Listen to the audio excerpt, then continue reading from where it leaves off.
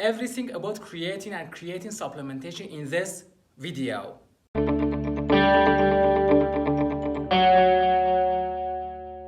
I'm Abdurrahman Najafi, PhD in exercise physiology and strength and conditioning coach.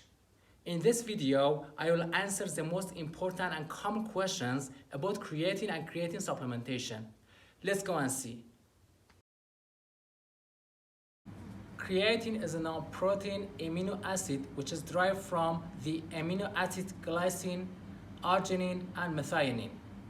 Non-protein amino acids are not present in protein structure and just have cellular functions. About 95% of creatine stores are found in the skeletal muscles, and the remaining 5% is located in the liver, kidney, brain, and testes. The body can naturally produce creatine. It's made primarily in the kidneys and completely in the liver by three amino acids: glycine, arginine, and methionine. These amino acids are converted into creatine phosphate or phosphocreatine, which is then stored in the skeletal muscles and used for energy. Around 1 to 2 grams of creatine is naturally created in the body every day, and we need to get about 1 to 2 grams of creatine in the diet. In other words, half the creatine is naturally created in the body and the other half should be consumed through food. Creatine is mostly found in animal proteins such as red meat, fish, and lean meat. Half a kilogram of raw beef or salmon provides 1 to 2 grams of creatine. Chicken is one of those sources containing 3 grams per kilogram of creatine. In a normal diet that contains 1 to 2 grams per day of creatine, muscle creatine stores are about 60 to 80% saturated. So, dietary supplementation of creatine serves to increase muscle creatine and phosphocreatine by 20 to 40%. The most effective way to increase muscle creatine stores is to ingest 5 grams of creatine 4 times daily for 5 days. This is called loading phase, which creatine muscle stores become fully saturated. After the loading phase, muscle creatine stores can generally be maintained by ingesting 3 to 5 grams per day of creatine. Although larger athletes like bodybuilders may need to ingest as much as 5 to 10 grams per day of creatine in the maintenance phase. More creatine in the muscle means more phosphocreatine. More phosphocreatine means more ATP. More ATP means more energy. So, the more energy, the better athletic performance. Studies have shown that the strategy of loading has the greatest effect on performance improvement compared to other strategies like gradual increase in muscle creatine stores. So the loading phase of creatine is effective for all athletes in different sports. Increased single and repetitive sprint performance.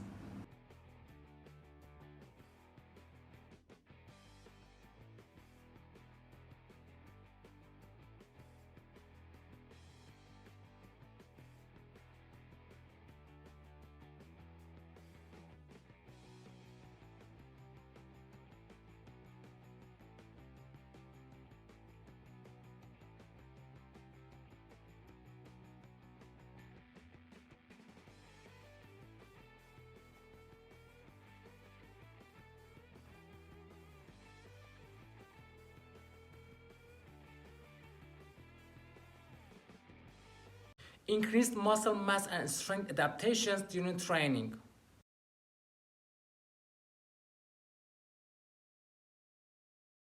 Enhanced glycogen synthesis. Increased anaerobic threshold.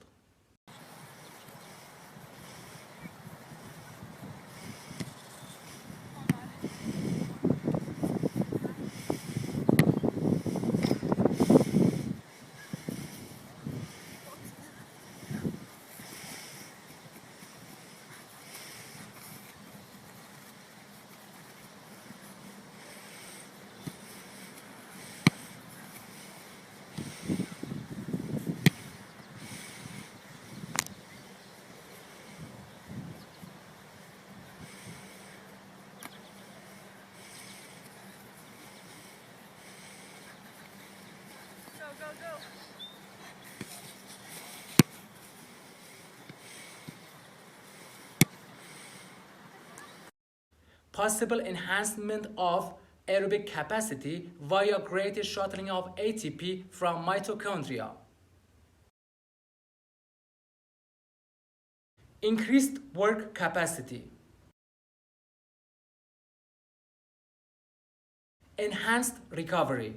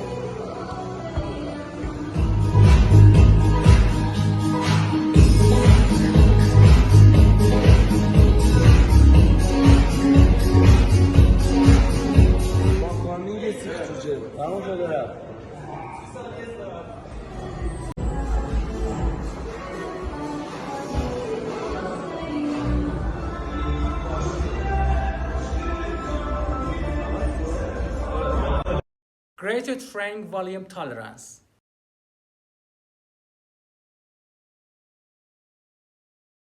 Creatine supplementation will increase phosphocreatine in track and field sprints, 60 to 200 meters. Holloway out of lane 4. Great start just like that in the hurdles. It is Grant Holloway. He's going to turn the trick. Not since Terrence Trammell. He wins and equals his collegiate leading time. No, it's corrected down. Swim sprints, 50 meters, pursuit cycling, soccer, 5 and 15 meter sprint speeds. Creatine supplementation will increase phosphocreatine resynthesis in basketball, field hockey, American football, ice hockey, lacrosse, volleyball. Creatine supplementation will reduce muscle acidosis in downhill skiing, water sport, for example, rowing, canoe, kayak, stand-up paddling. Swim events, 100 and 200 meters. Track and field events, 400 and 800 meters. Combat sports, for example, MMA, wrestling, boxing, etc. Creatine supplementation will increase body mass or muscle mass in American football, bodybuilding, combat sports, for example, MMA, wrestling, boxing, etc. Powerlifting, rugby, track and field events, shot put, javelin, discus, hammer throw. Olympic weightlifting. Creatine is one of the most effective supplements for high-intensity exercise. It can enhance high-intensity exercise performance by up to 15%. It can improve sprinting and jumping performance in a variety of team sports. Creatine can improve strength and power for both elites and beginners. It can improve maximum squat, bench press strength, explosive jumps, and the number of repetitions for all gym exercises, also increasing testosterone levels. While creatine is beneficial for short duration, high intensity exercise, it has fewer benefits for lower intensity endurance exercise. Creatine may provide a benefit for endurance athletes who include sprints, high intensity intervals, or strength work in their training. The sports like soccer, volleyball, basketball, weightlifting, and so on that need short bouts of high-intensity activities may benefit from creatine supplementation. Studies have shown that not everyone's muscles respond to creatine supplementation. Some people who use it see no benefit. Creatine supplementation can reduce muscle damage from high-intensity exercise, improve muscle force recovery, help athletes enhance glycogen loading, and help them experience less inflammation following intense exercise, thereby promoting recovery. Athletes who take creatine during training and competition experience a lower incidence of injuries compared to athletes who do not supplement their diet with creatine. Creatine, special creatine monohydrate, has osmotic properties that help retain a small amount of water, which may serve as an effective nutritional hyperhydration strategy for athletes engaged in intense exercise in hot and humid environments, thereby enhancing tolerance to exercise in the heat. Since creatine supplementation has been reported to promote gains in muscle mass and improve strength, it may lessen muscle atrophy following immobilization and promote recovery during exercise-related rehabilitation. Although benefits have been reported in males and females, some studies suggest that females may not see as much gain in strength and muscle mass as males in response to creatine supplementation. Since creatine is mainly found in animal products, creatine supplementation is effective for increasing higher levels of creatine and phosphocreatine in vegetarians, thereby improving performance to a large extent in this population. A number of clinical applications of creatine supplementation have been studied involving neurodegenerative diseases, for example, muscular dystrophy, Parkinson's, Huntington's disease, diabetes, osteoarthritis, brain and heart ischemia, fibromyalgia, and adolescent depression, and significant therapeutic benefits of creatine supplementation in these clinical populations have been reported. Creatine monohydrate is the best form of creatine supplement in terms of absorption and effectiveness. A growing collection of evidence suggests that creatine supplementation may improve health status as individuals age. In this regard, creatine supplementation has been reported to help lower cholesterol and triglyceride levels, reduce fat accumulation in the liver, reduce homocysteine levels, serve as an antioxidant, enhance glycemic control, slow tumor growth in some types of cancers, increase strength and muscle mass, minimize bone loss, improve functional capacity in patients with knee osteoarthritis and fibromyalgia, positively influence cognitive function, and in some instances serves as an antidepressant. No side effects of creatine supplementation in healthy people who take normal doses have been reported so far by scientific evidence, but I personally believe that the people with gut, kidney, and liver diseases should avoid taking creatine supplements.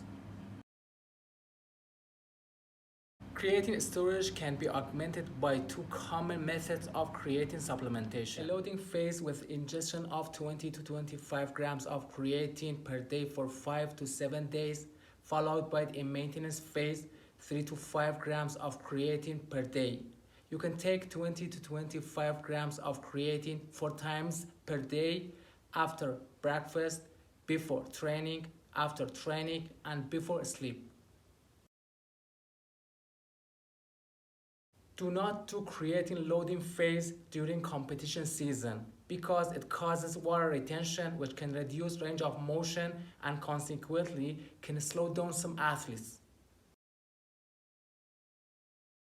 Creatine supplementation does not directly cause hair loss. but just one research showed that it is associated with an increase in a hormone called DHT, which can contribute to hair loss. So, if you are susceptible to hair loss due to hereditary genes, then high levels of DHT in your body might cause it to occur even faster. In fact, several hundred studies have investigated the effect of creatine supplementation, and over 70% have shown a positive effect, while the other 30% have expressed a small or insignificant effect.